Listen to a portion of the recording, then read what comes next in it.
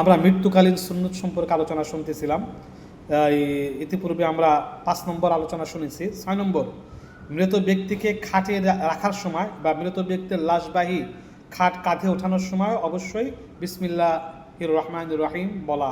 7 নম্বর, যথাসম্ভব তাড়াতাড়ি মৃত ব্যক্তিকে গোসল, কাফন ও জানাজার নামাজ সম্পন্ন করে নিকটস্থ গোরস্থানে দাফনের ব্যবস্থা করা।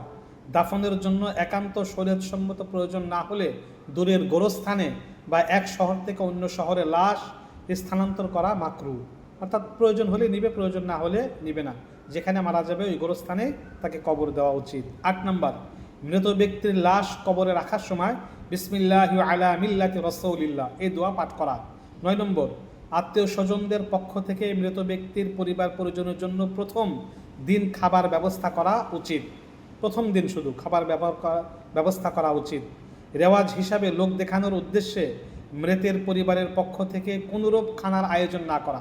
প্রচলিত রেওয়াজ হিসাবে অনেকে যে সমাজে যেটা প্রচলন রয়েছে, না খাওয়ালে কি বলবে মানুষ, সমাজে কি বলবে, এই প্রচলিত রেওয়াজ অনুযায়ী 3 দিন 7 দিন 40 30 কুলখানি ইত্যাদি করা বিধর্মীদের রসম।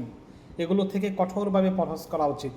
এগুলো প্রয়োজন খাওয়াবে, পিতামাতার জন্য, আত্মীয় স্বজনের খাওয়াতে পারে, ফকির মিসকিন এতিমদেরকে, কিন্তু 30 40 খাওয়াইতে হবে, ধনীদের দাওয়াত করতে হবে, করে থাকে, এটা উচিত নয়। 10 নম্বর, কবর খুব উঁচু না করা এবং পাকা না করা। কবর উঁচু না করা এবং পাকা না করা। 11 নম্বর, কবরের উপর পানি ছিটিয়ে দেওয়া। কবর দেওয়ার পর একটু পানি ছিটিয়ে দেওয়া, পারলে কিছু চারপাশে 4টা গাছ লাগিয়ে দিলেন, তারা তাসবিহ পাঠ করবে, তাসবিহ তারের পাঠ করার উদ্দেশ্যে লাগিয়ে দিতে পারেন, কোনো সমস্যা নাই। পানি দেওয়া উচিত কবরের উপরে। এই মৃত্যুকালীন কিছু সুন্নত আমরা শুনলাম, এর দ্বারা আমরা আশা করি উপকার লাভ করবো। আমিন।